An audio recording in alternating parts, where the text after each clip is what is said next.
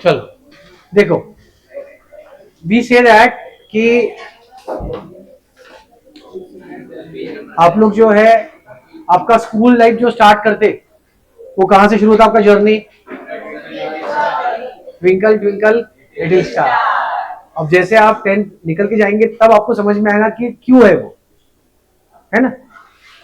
तो एक्चुअल देखा जाए तो अब इसके आगे जो अपन पढ़ने वाले हैं that will show you two things.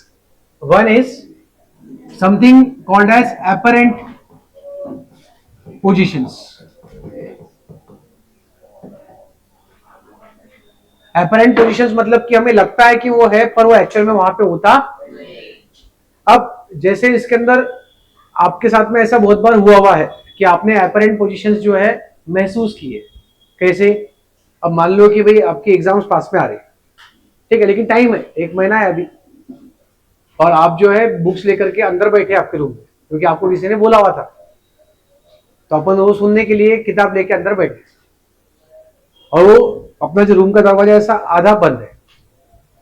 अब धीरे धीरे ऐसा किसी की आहट आई तो जो किताब उल्टी थी वो सीधी हो जाती, और फिर जो व्यक्ति अंदर आता गेट में से देखता सामने वो जो नजारा रहता वहां पे, that is called as apparent position, है ना? उनको लगता है ऐसा कि बहुत ही ज्यादा पढ़ाई हो रही होंगी, लेकिन एक्चुअल में होती क्या? नहीं। फिर वो जब आपका रिजल्ट आता तब मालूम पड़ जाता कि एक्चुअल में पढ़ाई हुई है या नहीं। वैसा ही अपने लिए ट्विंकलिंग ऑफ स्टार्स है, वैसा ही हमारे लिए delayed sunset and early sunrise है। हमारे लिए ये सारे पोजीशंस अपरेंट पोजीशंस बनते हैं, और ये सारे अपरेंट पोजीशंस क्यों बनते हैं? That is all because of one phenomena called as atmospheric refraction. Atmospheric refraction. अगर आप कहीं पर भी कोई भी ठंडी जगह पे घूमने के लिए जाओ तो वहां पे क्या होता है, कोई भी होटल रिसोर्ट में रात को 7:30-8 बजे के आसपास अगर डिनर लगा है तो वो एक बॉनफायर लगाते हैं। बॉनफायर क्या होता है? ऐसा एक बाउल रहता, जो मटका ही रहता हूँ थोड़ा सा टब के जैसा, उसमें लकड़ियां डाली हुई रहती और वो जलाते, तो क्या होता है उसका फ्लेम आता आग का, और वो फ्लेम में से अगर आप देखें तो आपको जो है सामने की जो भी इमेज है वो थोड़ी सी कभी ब्लर, कभी टूटी हुई, या कभी जो एक्चुअल इमेज है वो हम लोग देख ही नहीं पाते। ये चीजों के लिए बॉनफायर की जरूरत ही नहीं। अपन अकोला में वैसे देखते मई के महीने में, मई के महीने में अगर आपने दोपहर में निकल गया 2 बजे 2:30 बजे के आसपास गलती से, है ना, आपके पास कुछ ही काम नहीं है, एकदम खतरनाक खिलाड़ी बनने के लिए निकल गया, तो आपने अगर देखा तो रोड पे वैसे कुछ दिखता नहीं। अगर गलती से तुम्हारे ऐसा कोई व्यक्ति और कार लेके आ गया और बहुत दूर से आया तो आपको कार जो है वो ऐसे ऐसे डोलते हुए दिखती, क्योंकि नीचे से क्या आता है, हीट वेव्स आते हैं, और वो हीट वेव्स आने की वजह से क्या होता है कि जो पूरा देखने का नजरिया है उसके अंदर एक मीडियम नहीं रहता, वो मीडियम बार बार चेंज होता। चेंज होता मतलब क्या? उसकी डेंसिटीज बार बार चेंज होती। क्यों? क्योंकि हीट वेव नीचे से ऊपर आ रही है इसके लिए। तो एटमॉस्फेरिक रिफ्रैक्शन जो है कंसेक्यूटिव या बार बार मीडियम चेंज होने की वजह से जो लाइट का पाथ डेविएट हो रहा है उसके वजह से सब कुछ होता है। जैसे अगर मैं मान लूं कि मेरे पास स्टार है जो बहुत दूर से आने वाला है, स्टार का जो स्टार लाइट है वो बहुत दूर से आएगा, ये हमारा अर्थ का सरफेस है मान लो। अब जैसे जैसे आप टुवर्ड्स द अर्थ सरफेस जाओगे तो क्या होगा? मीडियम डेंसर होते जाएगा। जैसे जैसे टुवर्ड्स द अर्थ जाओगे तो मीडियम क्या होगा? ठीक है, हम लोग फिलहाल के लिए ऐसे 4 से 5 मीडियम बनाते और यहाँ पे एक व्यक्ति को खड़ा करते, ठीक है। अब देखा जाए तो ये रे ऐसे ही ट्रैवल करते हुए आ रही थी। अब क्या होना चाहिए था? यहाँ पर जाना चाहिए था सीधा, लेकिन it will bend towards the normal, it will bend towards the normal. फिर वापस जानी चाहिए थी सीधे, बट इट विल बेंड, फिर वापस इट विल बेंड, वापस इट विल बेंड। अब ये जो व्यक्ति यहाँ पे देख रहा है उसको क्या लगेगा कि स्टार यहाँ पर है। स्टार कहां पर है? यहाँ पर। अब हमको जो दिखाई देता है वो ऐसा एकदम एक एक अपन ने तो अपने समझने के लिए लिया। अब स्टारलाइट जब आने वाली तो हमको दिखेगा कैसे? ऐसे। और इसके लिए अपरेंट पोजीशन यहाँ पर, एक्चुअल पोजीशन यहाँ पर है और अपरेंट पोजीशन यहाँ पर। अब ये तो हुआ अपरेंट पोजीशन, इसमें ट्विंकलिंग आया ही नहीं। ये क्या हुआ? अपरेंट पोजीशन हुआ, ट्विंकलिंग वाला गेम इसमें नहीं आया। ट्विंकलिंग के लिए क्या है? वहां पे कोई ऐसा ऑन ऑफ करता है क्या उसको? नहीं। तो ट्विंकलिंग के लिए क्या होगा, आपकी जो इमेज है वो बार बार बनेगी या तो फिर अपरेंट पोजीशन बार बार चेंज होगी। वो क्यों होती है? ये जो आपका पूरा एटमॉस्फेयर है, इसके लिए आपने बोला अलग अलग लेयर्स है जहां पे डेंसिटी थोड़ी अलग अलग होगी। आपने पहले पढ़ा है वाटर साइकिल। वाटर साइकिल में क्या होता है? वाटर का इवापोरेशन होता। इवापोरेशन होने के टाइम पे क्या होता? नीचे से इवापोरेट होकर ऊपर जाता, कंडेंसेशन होकर वापस नीचे आता। तो जो बीच की लेयर्स है उसका जो डेंसिटी है वो बार बार क्या होता? चेंज होता। बहुत ज्यादा नहीं, कम, लेकिन बार बार चेंज होता। वो चेंज होने की वजह से लाइट रे जब ट्रेवल करके आते रहते तो उसको मिलते हैं फ्लक्चुएशंस। वो फ्लक्चुएशंस की वजह से कभी इमेज यहां बनेगी, कभी इमेज यहां बनेगी, कभी यहां बनेगी, कभी यहां बनेगी। तो इमेज जो बार बार बन रही है अपने पास में अलग अलग जगह पे, that is basically giving us an effect of flickering, या फिर आप बोलो ट्विंकलिंग ऑफ स्टार्स। वो एक फ्लिकरिंग इफेक्ट देता है हमें, जिसको हम क्या बोलते हैं? Twinkling of stars. ये सब चीजें किसके लिए वैलिड है? एक पॉइंट सोर्स ऑफ लाइट के लिए, जो बहुत दूर से एक पॉइंट सोर्स आ रहा है हमारे पास में। जो भी ऑब्जेक्ट बहुत दूर से ल्यूमिनस ऑब्जेक्ट है, ये खुद अपनी लाइट देता है। बहुत ज्यादा दूर से आ रहा है तो पॉइंट सोर्स ऑफ लाइट दिखाई देगा। ठीक है, पॉइंट सोर्स ऑफ लाइट दिखाई देगा तो हम बोलेंगे कि सिंगल रे ऑफ लाइट को हम लोग कंसीडर कर सकते हैं। सिंगल रे ऑफ लाइट को कंसीडर कर सकते हैं। ठीक है, अभी ये अपन ने जब पूरा पूरा लिखा, अपने को अगर क्वेश्चन आता है कि एक्सप्लेन फॉर्मेशन, या फिर जैसा था रेनबो फॉर्मेशन वैसा आएगा एक्सप्लेन ट्विंकलिंग ऑफ स्टार्स। सबसे पहला पॉइंट क्या होगा आपका? Atmospheric refraction. Refraction of light due to multiple layers of atmosphere is known as atmospheric refraction. ठीक है, दूसरा, star is a point source of light, है ना। Light ray when comes from star and enters into earth's atmosphere, it will undergo atmospheric refraction. Third point में क्या आएगा? As the light travels towards the surface of the earth, refractive index increases and the star light bends towards the normal multiple times. Hence, an apparent position of the star is being made as given in the diagram. ये हो गया आपका apparent position तक के 4 points. पांचवें point में आप बताएंगे due to water cycle the atmospheric refraction, या डिफरेंट लेयर्स में ना the refractive index of the different layers of atmosphere changes, है ना। Because of that small change we can see flickering effect called as twinkling of stars. आए समझ में? 5 से 6 points में आपको पूरा आंसर लिखना है। जब 5 से 6 पॉइंट्स में पूरा आंसर लिखेंगे तो उसमें पॉइंट्स क्या रहेंगे आपके? सबसे पहला होगा definition of atmospheric refraction.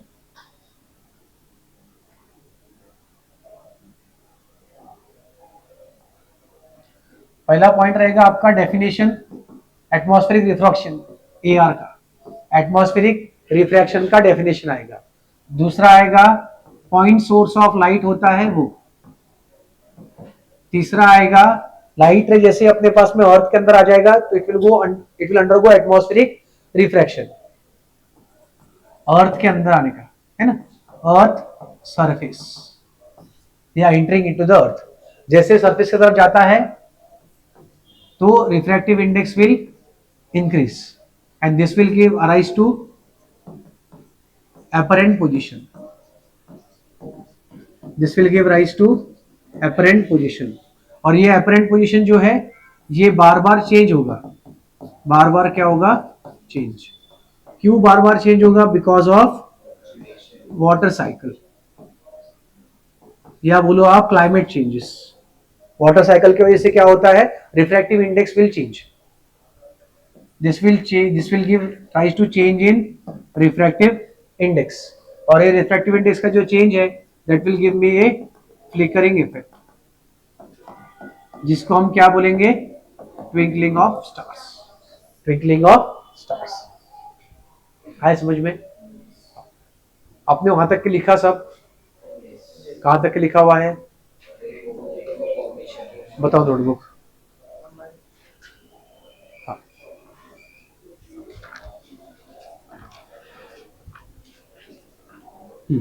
Human eye in its parts का, फिर बाद में डिफेक्ट्स एंड करेक्शन में myopia, hypermetropia, presbyopia, myopia, hypermetropia का डिफरेंशिएशन भी लिखा हुआ है। ट्रायंगुलर प्रिज्म का monochromatic beam of light, dispersion, वेवक्योर, recombination of white light, rainbow formation, यहाँ तक हो चुका है। अब इसके आगे जो हमारे पास में आना है twinkling of stars. Twinkling of stars का मैंने आपको बताया, आपको पॉइंट्स लिखने, आप भले पॉइंट्स रफ में लिख लो, फिर आप पूरा आंसर जो है टेक्स्ट बुक में आपको पूरा पैराग्राफ दिया है वो रीड करके स्टेटमेंट में से निकाल के with in 6 points you will completely right the answer. अब ये जो पॉइंटर्स दिए मैंने वो सारे पॉइंटर्स वन लाइनर्स है, बहुत बड़े बड़े नहीं है, तो आपको लिखने के लिए भी आसान होता है, एक्सप्लेन करने के लिए भी आसान होता है।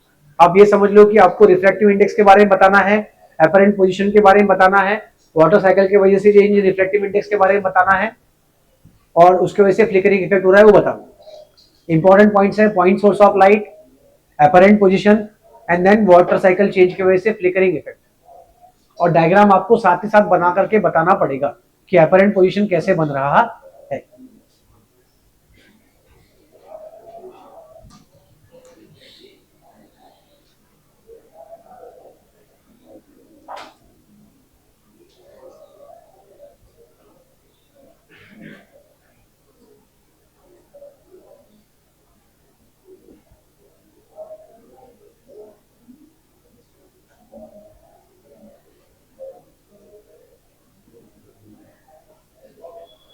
क्लियर? पक्का?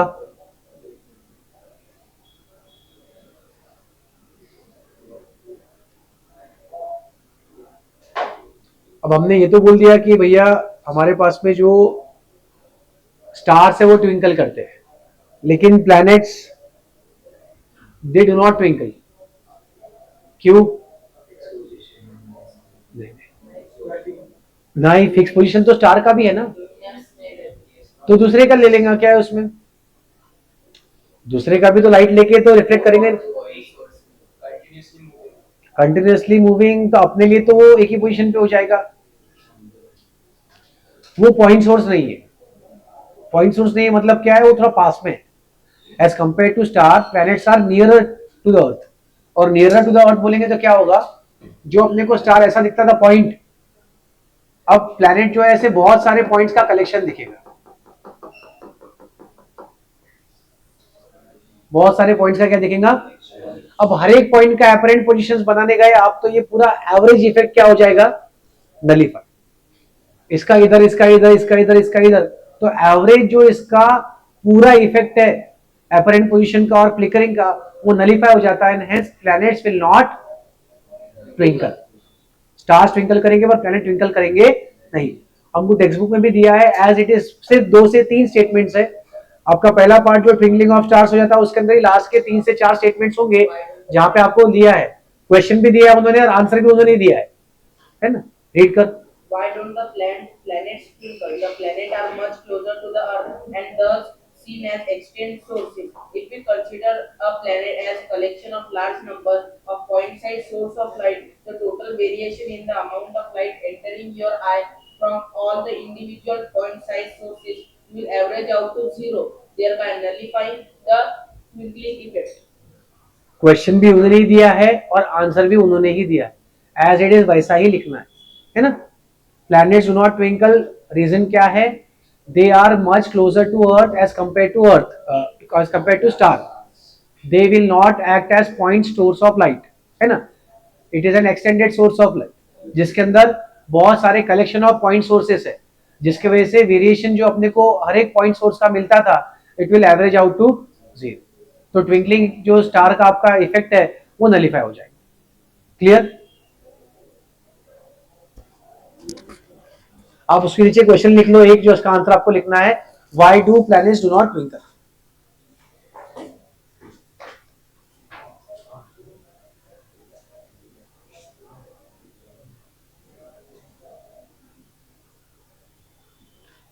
दो क्वेश्चन है जो अपन ने अभी देखे, एक है ट्विंकलिंग ऑफ स्टार्स आपको एक्सप्लेन करना है, और प्लैनेट्स क्यों ट्विंकल नहीं करते वो आपको एक्सप्लेन करना है। ठीक है, तो एटमॉस्फेरिक रिफ्रैक्शन के अंदर हमने जो पहला फिनोमिना देखा वो देखा ट्विंकलिंग ऑफ स्टार्स, और उसी के कोरोलरी में या उसी के एप्लीकेशन में बोला प्लैनेट्स डू नॉट ट्विंकल। अब इसके आगे आते हैं हम लोग, इसके अंदर आता है early sunrise and delayed sunset. अब कोई हिल स्टेशन पे गया है कभी, लोनावाला वगैरह गए होंगे अगर आप कभी, तो क्या होता, सुबह सुबह जल्दी उठते, सनराइज देखने का है बोलते, या फिर शाम में सनसेट देखना है ना, वहां पे अलग से पॉइंट बने हुए रहता, सनसेट पॉइंट, वहां जाकर के बोलते तुम क्या देखो तो सनसेट, है ना। तो मजा आता है, ऐसा बताते वो लोग। लेकिन सनसेट आपको एक्चुअल दिखता ही नहीं, और ना ही सनराइज आपको एक्चुअल कभी दिखता। तो इतना खर्चा करके वहां पे सनसेट देखने को जाते क्यों फिर? हाँ, है ना। सनराइज और सनसेट में क्या होता है, वहां पर भी आपको अपरेंट पोजीशंस मिलते हैं। मतलब अगर आप सनराइज देखोगे तो आपको थोड़ा सा अर्ली सनराइज दिख जाएगा, सनराइज होने के पहले, और सनसेट देखने जाओगे तो सनसेट होने के बाद में भी सनसेट दिखेगा। लेकिन ये टाइम इंटरवल जो है, ड्यूरेशन बहुत छोटा होता है, करीबन कुछ 2-2.5 मिनट, बहुत ज्यादा टाइम का स्पैन नहीं होता वो। ठीक है, अब देखो वो होता कैसे, अपन चेक करते हैं। अपन बोल रहे हैं कि ये हमारा होराइजन है, ठीक है, और ऐसा मान लो कि अभी सनराइज होने का है, ये हमारा सन है यहाँ पे, इसमें से कोई तो एक लाइट है वो ऐसे चली गई इधर सीधी, ठीक है। पर अब क्या होगा, हम लोग बोलेंगे कि भाई सरफेस पे भी क्या है, एटमॉस्फेयर के लेयर्स है, क्या है, एटमॉस्फेयर के लेयर्स है अलग, ठीक है। अब मान लो कोई आदमी यहाँ पे, कोई व्यक्ति यहाँ पे खड़ा है, ठीक है, अभी यहाँ पे खड़े, अब आप जब अर्थ के सरफेस से ऊपर जाओगे तो आपका रिफ्रैक्टिव इंडेक्स डिक्रीजेस, मतलब आप डेंस टू रेयर जाने वाले हो। डेंस टू रेयर में क्या होगा, away from normal, away from normal, away from normal. इसकी हाइट थोड़ी छोटी करनी पड़ेगी।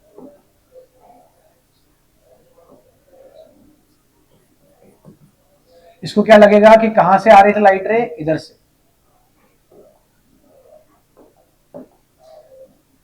ये हमारा वापस से जाना चाहिए था सीधा, लेकिन अवे फ्रॉम नॉर्मल। तो ये जो है क्या लगेगा कि सन की जो किरणें वो यहां से आ रही थी, मतलब क्या हुआ, आपको जो है सनराइज पहले ही दिख गया, एक्चुअल सनराइज होने के पहले, उसको हम बोलते हैं अर्ली सनराइज। अब सनसेट का क्या हुआ, सनसेट हो गया उसके बाद में दिख रहा, तो ये हो गया डिलेड सनसेट, मतलब सनसेट होने के बाद में भी दिखना डिलेड सनसेट, सनराइज होने के पहले दिखना अर्ली सनराइज। तो हमारे पास में वो होता है अर्ली सनराइज, डिलेड सनसेट। ये दोनों के रीजन क्या है, एटमॉस्फेरिक रिफ्रैक्शन। तो उसको याद रखने के लिए ऐसा बोल सकते हैं आप, twinkling of stars, early sunrise, delayed sunset. ये सारे के सारे किसके लिए आएंगे, आपके एटमॉस्फेरिक रिफ्रैक्शन। इसके अंदर एक और है, प्लैनेट्स डू नॉट ट्विंकल। तो ये 4 चीजें हैं जो हमने एटमॉस्फेरिक रिफ्रैक्शन के कंटेक्स्ट में देखी। आपको कभी भी अगर चारों में से कुछ भी पूछे, सबसे पहले आप एटमॉस्फेरिक रिफ्रैक्शन को याद करेंगे और फिर उसके हिसाब से लिखेंगे।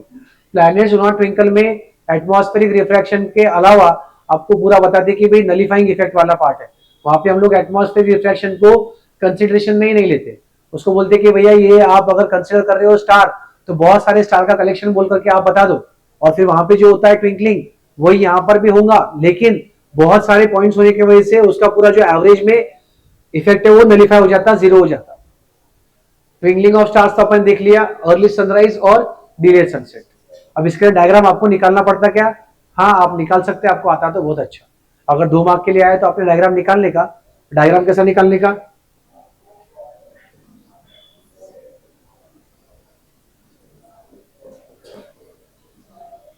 ऐसा बता देने का कि भाई सनराइज जो है वो होने के पहले आपको दिख रहा है, सनसेट जो होने के बाद में दिख रहा है। और ये कौन सा पोजीशन है हमारा, और इसको एक्सप्लेन करना है तो कैसे करेंगे आप, कि when sunlight travels from earth surface, है ना, जैसे जैसे ऊपर जाएंगे टुवर्ड्स अप, तो आप ऐसा बोलेंगे कि भाई refractive index decreases as we move from the surface of the earth towards the sky, ठीक है। फिर हम क्या बोलेंगे कि भाई refractive index decreases, hence light will travel away from normal, and we can see that there is an apparent position being created of the sun before the actual sunrise or after the actual sunset. Clear है। आपको आपके text book में भी दिया है, 3-4 line दी है मात्र, ज्यादा लाइन दिए नहीं है उसके अंदर। रीड कर लेते अपन एक बार। Sun, the sun is visible to us about 2 minutes before the actual sunrise and about 2 minutes after the actual sunset because of atmospheric reflection. By the actual sunrise, we mean the actual crossing of the horizon by the sun. Figure 10.10 shows the actual and apparent position of the sun with respect to the horizon. The time difference between actual sunset and apparent sunset is about 2 minutes. The apparent flattering of the sun disk at sunrise and sunset is also due to same phenomena. वो जो flattening of सन है वो क्या होता है, ये जैसे जैसे ऊपर आते जाता ना, तो अपरेंट पोजीशन और ये पोजीशन जो है वो एक टाइम पे आकर के मिक्स हो जाती, और फिर मिक्स होने की वजह से क्या होता है, सन फ्लैट दिखता फॉर वेरी फ्यू टाइम, और फिर एकदम से जो है सन ऊपर आ जाता। क्योंकि हमारे लिए क्या था, अपरेंट पोजीशन जो बन रही थी, अपरेंट पोजीशन और एक्चुअल पोजीशन मिक्स होने की वजह से हमें एक्चुअल पोजीशन मिलती नहीं, और वो कुछ टाइम के बाद में एकदम से एक्चुअल पोजीशन दिखती, तो वो वहां पे जो है फ्लैटनिंग ऑफ सन हो जाता। और वो फ्लैटनिंग ऑफ सन भी किसके वजह से होता है, एटमॉस्फेरिक रिफ्रैक्शन की वजह से ही। ठीक है, पक्का। एक्चुअल सन जब तक क्रॉस नहीं करेगा इस होराइजन को तब तक हमारे लिए सनराइज होता नहीं, लेकिन उसके पहले हमें लग रहा है कि हो गया है, तो वो क्या है, अपरेंट पोजीशन। क्लियर, पक्का। इसके बाद में एक छोटा सा फिनोमिना और बचा है जिसको बोलते हैं आप स्कैटरिंग ऑफ लाइट और टिंडाल इफेक्ट। तो आपने इसके बाद में क्वेश्चंस के अंदर ट्विंकलिंग ऑफ स्टार्स लिख के लाना है, why planets do not twinkle लिख के लाना है, और early sunrise and delayed sunset explain करो वो लिख के लाना है। ये 3 चीजें आपने लिख के लाना। ठीक है, अब इसके आगे आते हैं स्कैटरिंग ऑफ लाइट, या फिर आप उसको बोलो टिंडाल इफेक्ट। अभी ये वाला जो है मई के महीने में वेकेशन में आपने देखा होगा, कुछ तो भी रील बहुत वायरल हो गई थी। कौन सी, वो हल्दी वाली है, पानी के अंदर हल्दी डालते हो और फिर लाइट दिखाते, वो क्या है, स्कैटरिंग ऑफ लाइट बोलो या फिर टिंडाल इफेक्ट। बहुत जो छोटे छोटे पार्टिकल्स होते हैं हमारे, लेकिन साइज ऑफ पार्टिकल्स मैटर करता है। साइज ऑफ पार्टिकल्स क्या करता है, मैटर करता है। उसके हिसाब से ही लाइट स्कैटर होगा और उसी के हिसाब से रोशनी जितनी चाहिए उसके हिसाब से मिलेगी। कभी कभार क्या है, अगर लाइट गई तो अपन उसका इस्तेमाल कर सकते हैं। हल्दी नहीं रहे तो क्या डाल सकते हैं वहां पे, आप नमक डाल दो, नमक के पार्टिकल जो है वो स्कैटर कर देंगे लाइट को। वैसे ही आप पानी के बॉर्डर के नीचे अगर अपना मोबाइल का टॉर्च लगाया, स्कैटर होता हो, क्योंकि वो अपना पानी जो है वो एकदम डिस्टिल वाटर नहीं रहता, थोड़ा सा इंप्योरिटी उसके अंदर रहती है, इसकी वजह से वो मिल ही जाता। अब नॉर्मली अगर अपन बोलो, वो तो लिक्विड सोल्यूशन में देख लिया आपने, अभी हम क्या बोलेंगे, एटमॉस्फेयर के बारे में बात करेंगे।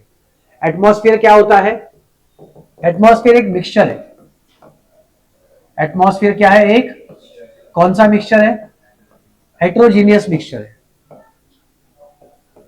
क्या होता है हेट्रोजीनियस मिक्सचर,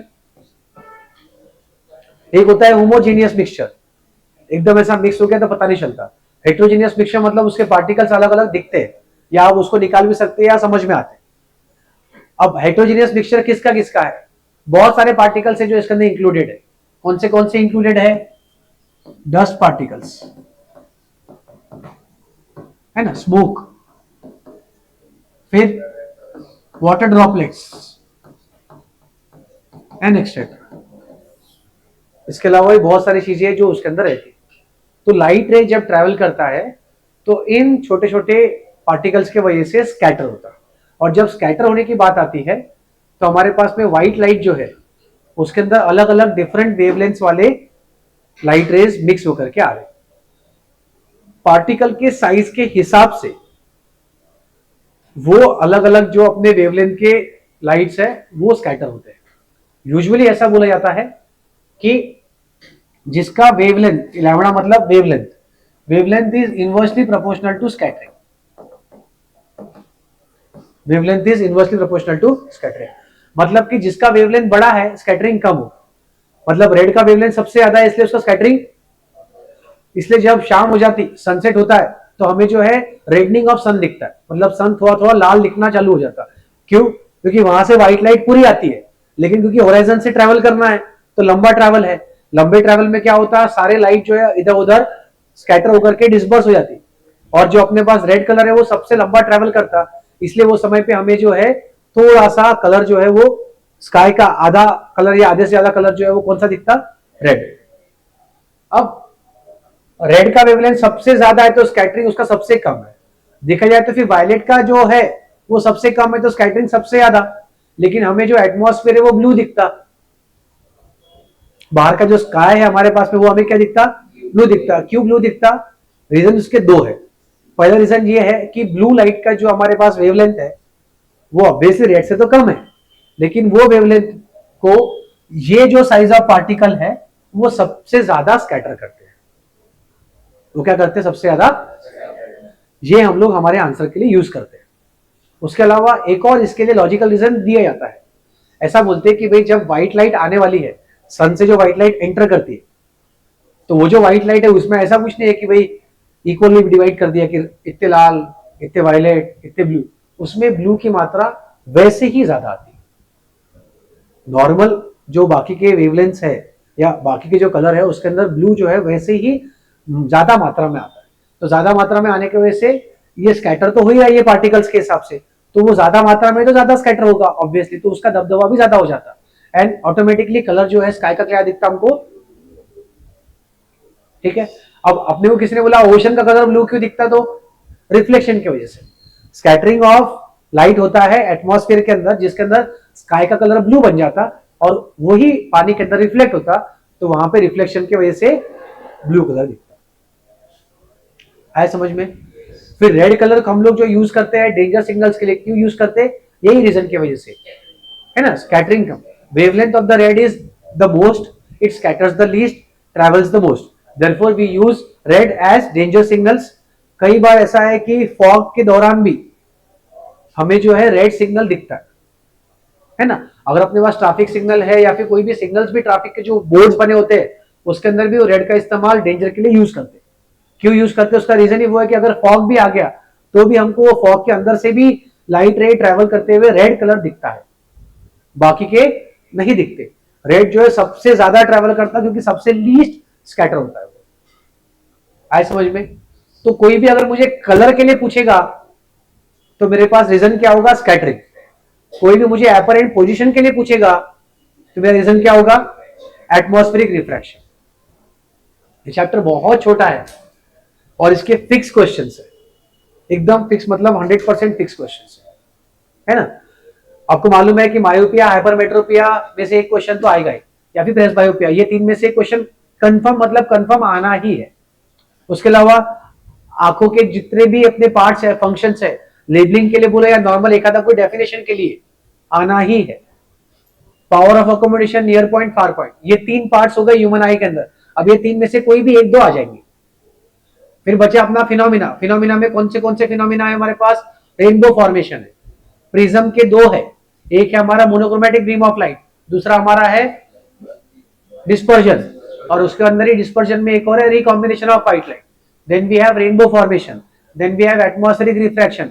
एटमॉस्फेरिक रिफ्रैक्शन में twinkling of stars, planets do not twinkle, early sunrise, delayed sunset, है ना। उसके बाद में स्कैटरिंग ऑफ लाइट और टिंडाल इफेक्ट। उसके अंदर हमारे पास में red is used as danger signals. Chapter खत्म। अब इसमें एक क्वेश्चन और पूछा जाता है कि अगर कोई आदमी अर्थ के एटमॉस्फेयर के ऊपर चले गया तो उसको कैसा दिखेगा अर्थ? अगर वो एटमॉस्फेयर के अंदर नहीं है, एटमॉस्फेयर से बाहर है, तो स्कैटरिंग होगा क्या? स्कैटरिंग नहीं होगा तो उसको कैसे दिखेगा? डार्क दिखेगा। क्या? हाँ। इसके अंदर न्यूमेरिकल्स आपको आएंगे पावर ऑफ लेंस के कैलकुलेशन के, वो आपको कनेक्शन में है लाइट के इसके, है ना। तो मायोपिया हुआ है, हाइपरमेट्रोपिया हुआ है अगर, तो आपको आंखों के नंबर निकालने चश्मे के वो आपको रहेगा। उसके पहले आप ये पूरे नोट्स तैयार कर लेंगे और इसके फिर मैं आपको शॉर्ट नोट्स देता जो एक ही पेज पे पूरे आ जाते हैं आगे पीछे। आप उसको रिवाइज करने के लिए यूज कर सकते हो, लेकिन आपके डिटेल्ड नोट्स पूरे बने हुए चाहिए, हर एक फिनोमिना के बारे में लिखा हुआ होना चाहिए, ठीक है। अभी एक पीवाईक्यू की वर्कशीट जो है वो हम लोग कल डिस्कस करते हैं। अभी एक बार सिर्फ आप गो थ्रू कर लो, सारे के सारे फिनोमिना आपके पास में ध्यान में है, और आपको जो कॉपी करना है, क्या क्या कॉपी करना है वो देख लो, है ना। लिखना क्या क्या है आपके पास में जो बचा हुआ है वो आप लिख लीजिए।